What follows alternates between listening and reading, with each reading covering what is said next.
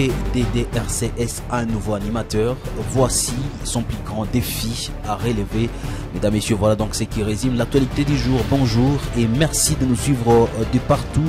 Surtout, un plaisir de renouveler cette opportunité d'échange sur les questions d'actualité avec vous. Nous allons commencer à Goma, où le parti politique Ensemble pour la République de Moïse Katumbi Chapwe fait une mise en garde à la Cour constitutionnelle après la publication des listes provisoires des candidats à la présidence en République démocratique du Congo. Nous aurons donc le temps d'en parler dans l'actualité du jour. Et puis nous allons quand même revenir sur les réactions des uns et des autres après la nomination de Bahala Loucheke comme nouveau coordonnateur du programme de désarmement, démobilisation, relèvement communautaire et stabilisation PDDRCS. Vous aurez donc le temps de suivre les défis, les grands défis qu'il aura donc à relever lors de son mandat. Nous allons nous rendre à Béni où il y a une clôture de l'opération des recrutements au sein de la police nationale congolaise, le commissariat urbain de Béni. Nous aurons donc à suivre Nasson Mourara qui encourage les candidats et les appelle toujours à avoir l'amour de la patrie. Et puis nous allons quand même nous rendre en province de Luturi où une bagarre fait des morts à Pamitou. Messieurs et dames, vous êtes nouveaux, n'oubliez pas de vous abonner et moi et vous, on va se retrouver dans la deuxième partie de cette vidéo.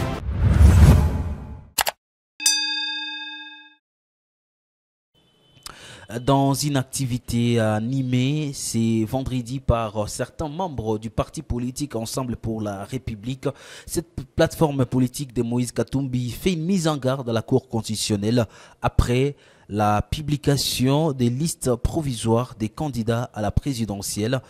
Suivez ici Espoir Ngalouki qui revient sur la quintessence de cette activité du parti politique Ensemble pour la République en ville de Goma. Nous sommes venus ici aujourd'hui. C'est la population de Goma.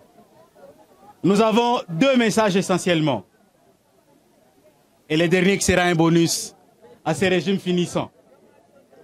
Le premier message, c'est de féliciter la CENI d'avoir joué son rôle, de proclamer Moïse Katumbi comme président, comme candidat parmi les 24 candidats, et qui est le numéro 3. Cette fois-ci, la CENI a joué un peu son rôle. Le deuxième message, c'est une mise en garde que nous donnons à la Cour constitutionnelle de ne pas oser, de ne pas oser jouer le rôle de Tshisekedi. Et le rôle de Tshisekedi, c'est d'invalider certains candidats. Et si la Cour constitutionnelle osait seulement, là, ils vont regretter ce qu'ils vont faire. Ils vont regretter. Ils vont regretter et les perdants, ce sera eux, pas la population. Nous sommes un peuple non violent, nous sommes un peuple démocratique, nous sommes un peuple républicain, mais un peuple très exigeant. Moïse Katumbi, c'est le choix de l'espoir, c'est le choix de la population. Le troisième message, nous avions appris. Et il y a certains candidats qui veulent porter plainte contre d'autres candidats.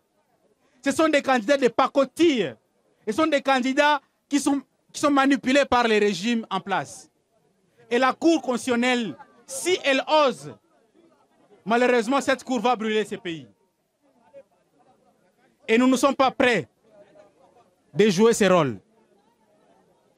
Et l'autre chose, c'est à la population de sanctionner ceux-là qui sont incapables de restaurer la sécurité. Ils ne méritent plus de nous diriger. Ils ne méritent plus de décider sur notre sort. Et pour nous, Moïse Katumbi, nous ne le soutenons pas parce qu'il est parmi les candidats, mais parce qu'il est le meilleur. Nous soutenons Katumbi parce qu'il incarne l'espoir. On nous a volé la peur. On ne doit jamais nous voler l'espoir et la foi. Les candidats de la réussite, c'est Katumbi. Les candidats de l'espoir, c'est Katumbi. Les candidats de la rupture, c'est Katumbi. Et Tshisekedi, il a peur de Katumbi. Tshisekedi, il a peur de la réussite. Et nous, si nous sommes réunis ici avec la population de Goma, c'est pour lancer ce message. C'est un message de la rupture. C'est un message de la colère. C'est un message qui montre que nous voulons mieux parce que nous méritons mieux. Et tous ces jeunes, toutes ces mamans, tous ces papas qui sont ici, ils sont venus de différents coins des environs, mais ils ne sont pas là parce qu'il manque à faire. Ils sont là parce qu'ils veulent qu'il y ait une rupture dans la gestion de la chose publique. Ce sont les gens qui se servent du Congo au lieu de servir les Congos.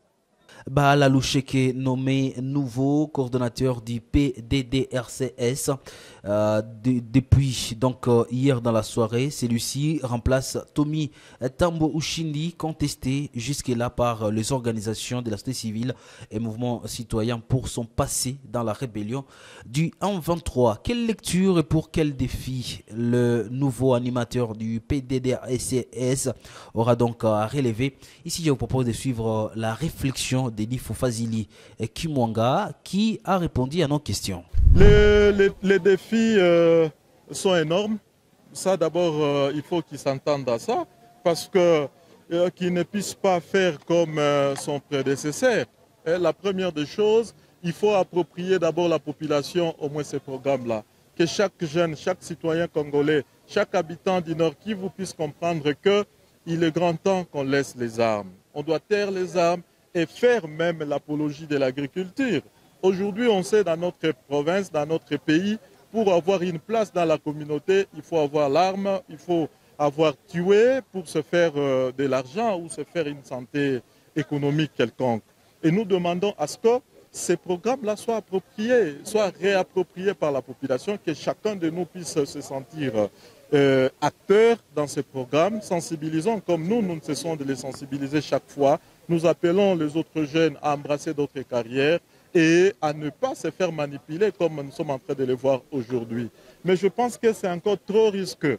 C'est encore trop risqué parce qu'il y a un flou qui se vit dans notre province avec l'avènement des Wazalendo.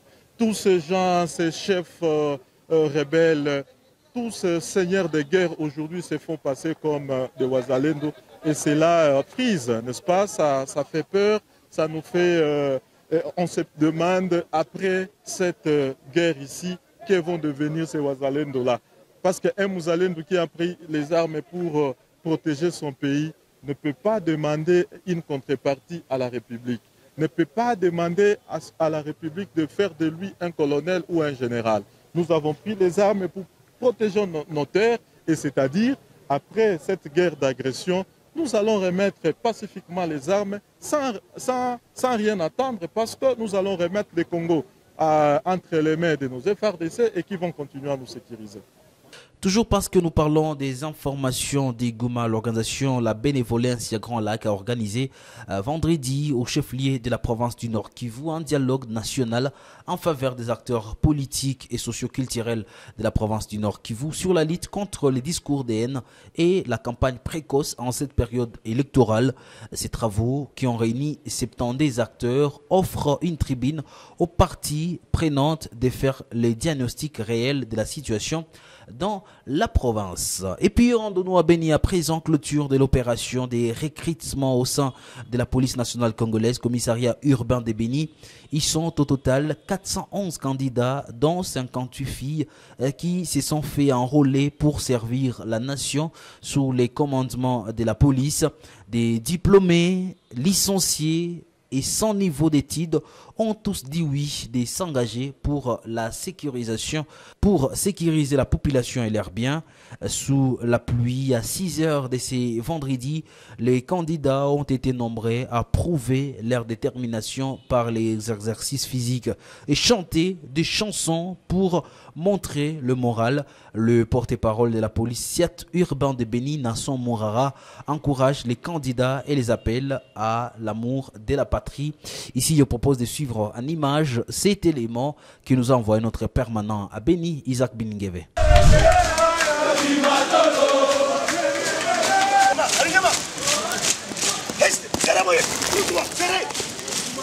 Sur instruction du chef de l'État congolais, son Excellence Félix Antoine Tshisekedi Tshilombo, le recrutement de la police en cours à Ville de Béni. Nous sommes au Nord Kivu. L'opération continue. Et donc la date prévue pour la clôture de cette opération, c'est ce 20 octobre 2023. Et donc nous avions amorcé cette opération depuis le 11 octobre 2023 ici. Et l'opération continue pour les candidats élèves policiers pour cet exercice 2023 ici à Béniville. Depuis le début des opérations, nous sommes déjà à 411 candidats. Dans ces 411, nous avons 58 femmes. Et c'est-à-dire c'est une opération de grande envergure qui se passe ici à Béni. Le fait que les jeunes se sont manifestés volontairement afin de servir sous le drapeau national. C'est que nous encourageons ces jeunes, nous encourageons ces jeunes filles qui se sont décidées même de venir se faire recruter en sein de la police nationale congolaise ici à Béni. Et puis, au moins 2 personnes sont mortes à Pamitou, un village du groupement Ngoté, en territoire de Mahagi, à une centaine de kilomètres de la ville de Bunia, chef-lieu de la province de Luturi. C'était au cours d'une bagarre entre 2 personnes où des civils sont décédés dans la nuit du mardi au mercredi 18 octobre 2023. En effet, d'après le chef de la chefferie des Pandourou, qui relate les faits ce vendredi 20 octobre courant à la presse, tout est parti d'un combat entre 2 jeunes garçons. L'un a réussi à tuer son adversaire par poignard. Rougi de colère, les proches de la victime ont mis fin à la vie de l'autre garçon, explique Arnaud Mouketi Lokpa, notre permanent dans la région. Et puis nous allons parler de cette question qui intéresse au niveau national. Félix Antoine Tshisekedi, Moïse Katumbi, parmi les 24 candidats retenus à la liste provisoire de la CENI à la présidentielle. Déjà, il faut le dire, Félix Antoine Tshisekedi, président de la République, Moïse Katumbi, Matata Mponyo et plusieurs autres ont été retenus par la Commission électorale nationale indépendante CENI comme candidats à l'élection présidentielle de décembre 2023. Il s'agit de la liste provisoire publiée le jeudi 19 octobre 2023 par la CENI dans son communiqué de presse. Cette liste comporte au moins 24 candidats qui briguent la magistrature suprême à l'élection du 20 décembre 2023, des élections qui s'annoncent tendues vu les challengers sur la liste à l'absence du candidat de la coalition de l'ancien président Joseph Kabila Kabange. Si quand même on peut revenir sur la liste complète, bien que provisoire, des candidats, il s'agit donc par exemple du Rajabo, il y a aussi Moutamba, en 3e position Katumbi Chapo Moïse, 4e position c'est Sanga Deli, 4e position Floribert, 6e position Baende Etafé Eliko Jean-Claude, 7e numéro Bolamba Tony Cassius, 8e numéro Boussé Falaï Georges, 9e candidate et Fokou Pouta Jean-Marie José, 10e numéro Kazadi Kanga Rex, 11e numéro Kikuni Massou 17, 12e numéro Ma Jombo Mwamba Patrice, 13e numéro Ma Salou Anedou André, 14e numéro Moudekereza Bissimo Justin, 15e numéro Mukwege Denis, 16e numéro Ngalasi Kurisini, 17e numéro Ngoyi Ilunga wa Senga Theodore, 18e numéro Nkema Ilolo Bokonzi Loli, 19e position Tchani Noël, 20e numéro Tshisekedi Chilombo Félix Antoine, 11e numéro Fayoulou Madidi Martin, 12e numéro Matata Mponyo Mapon, 23e numéro Diongo Chamba Franck, 24e numéro Mouzito Adolphe. Rappelons que cette liste provisoire sera validée par la Cour constitutionnelle qui pourra décider au dernier sur les candidats à la course présidentielle pour cette année 2023.